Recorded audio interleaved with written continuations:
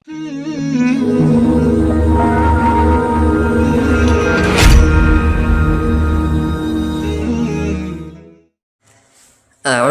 بالله من الشيطان الرجيم بسم الله الرحمن الرحيم يا بني إسرائيل اذكروا نعمتي التي أنعمت عليكم وأوفوا بأحدي أوف بأحدكم وإياي فارهبون۔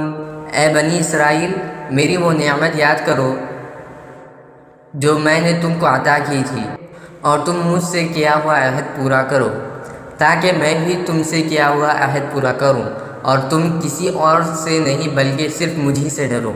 وَآمِنُوا بِمَا أَنزَلْتُ مُصَدِّقًا لِمَا مَعَكُمْ وَلَا تَكُونُوا أَوَّلَ كَافِرٍ بِهِ وَلَا تَشْتَرُوا بِآيَاتِي ثَمَنًا قَلِيلًا وَإِيَّايَ فَاتَّقُونِ۔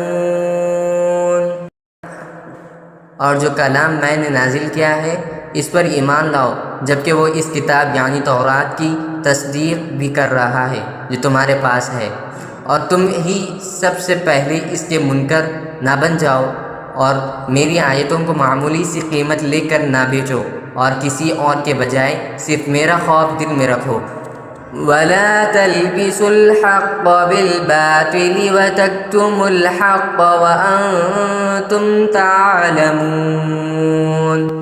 اور حق و باطل کے ساتھ گڈمٹ نہ کرو، اور نہ حق بات کو چھپاؤ، جبکہ اصل حقیقت تم اچھی طرح جانتے ہو۔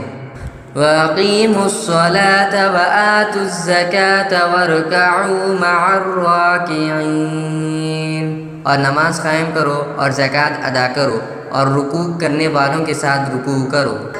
أَتَأْمُرُونَ النَّاسَ بِالْبِرِّ وَتَنْسَوْنَ أَنفُسَكُمْ وَأَنْتُمْ تَتْلُونَ الْكِتَابَ أَفَلَا تَعْقِلُونَ۔ کیا تم دوسرے لوگوں کو تو نیکی کا حکم دیتے ہو اور خود اپنے آپ کو بھول جاتے ہو، حالانکہ تم کتاب کی تلاوت بھی کرتے ہو، کیا تمہیں اتنی بھی سمجھ نہیں؟ وَاسْتَعِینُوا بِالصَّبْرِ وَالصَّلَاةِ وَإِنَّهَا لَكَبِیرَةٌ إِلَّا عَلَى الْخَاشِعِینَ۔